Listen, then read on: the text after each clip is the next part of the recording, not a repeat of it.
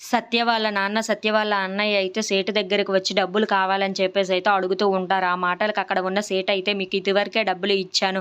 అయినా ఇప్పుడు డబ్బులు ఇచ్చినా సరే మీ దగ్గర హామీగా పెట్టడానికి ఏమీ లేదు కదా! ఆ ఇల్లు తప్ప అని చెప్పేసి అయితే అంటూ ఉంటాడు. అయినా ఇదివరకే మీకు 20,00,000 ఇచ్చాను. ఇప్పుడు మళ్ళీ 10,00,000 కావాలని ఇక్కడికి వచ్చారు. మీకు ఆ ఇల్లు పెట్టినా సరే అది అవ్వదు అని చెప్పేసి అయితే అంటూ ఉంటారు. ఆ మాటలకి అక్కడ ఉన్న వాళ్ళ అన్నయ్య అయితే అది కాదు సార్, మా ఇల్లుని మీ దగ్గర తాకట్టు పెట్టుకొని మాకు ఇవ్వలేరా అని చెప్పేసి అయితే అడుగుతూ ఉంటాడు. ఆ మాటలకు అక్కడ ఉన్న సేట్ అయితే లేదు మేము అలాగే ఇవ్వలేము అని చెప్పేసి అయితే అంటూ ఉంటారు. ఆ మాటలు వినగానే అక్కడ ఉన్న సేట్ అయితే ఎవరైనా హామీగా ఉన్నా సరే మీకు ఇచ్చే అవకాశం ఉంటుంది అని చెప్పేసి అయితే అంటూ ఉంటారు. ఆ మాటలకు అక్కడ ఉన్న సత్య వాళ్ళ అన్నయ్య వాళ్ళ నాన్న అయితే అలా ఆలోచిస్తూ అయితే ఉండిపోతారు. ఇంతలో అక్కడ ఉన్న ఇల్లుని అయితే అమ్మేద్దామని డిసైడ్ అవుతూ ఉంటారు.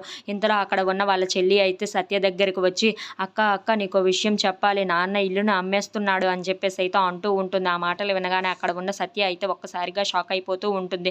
అవునా, ఇల్లుని ఎందుకు అమ్మేస్తున్నాడు నాన్న అని చెప్పేసి అయితే అడుగుతూ ఉంటుంది. ఆ మాటలకు అక్కడ ఉన్న వాళ్ళ చెల్లి అయితే ఆ ఖాళీ ఇంకా ఇబ్బందులు పెడుతూనే ఉన్నాడు మన వాళ్ళని, అందుకే ఇల్లుని అమ్మేసి ఎలాగైనా ఆ అప్పులన్నీ తీర్చేద్దామని చెప్పేసి అయితే అనుకుంటున్నారు. అందుకే ఆ ఇల్లుని అమ్మేద్దామని డిసైడ్ అయ్యారు నాన్న అన్నయ్య అని చెప్పేసి అయితే అంటూ ఉంటుంది.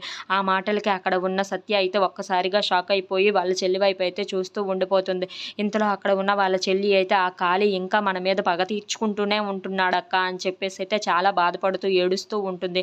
ఆ మాటలన్నీ విన్న క్రిష్ అయితే ఒక్కసారిగా షాక్ అయిపోయి ఏంటి ఆ ఖాళీగాడికి ఇంకా బుద్ధి రాలేనట్టుంది, నేను ఇంకా గట్టిగా బుద్ధి చెప్పాలని చెప్పేసి వాడికి గట్టిగా ఇస్తే గానీ అర్థం కాదు అని చెప్పేసి అయితే అక్కడికి వెళ్ళిపోతూ ఉంటాడు. If you like this video please like, share and subscribe.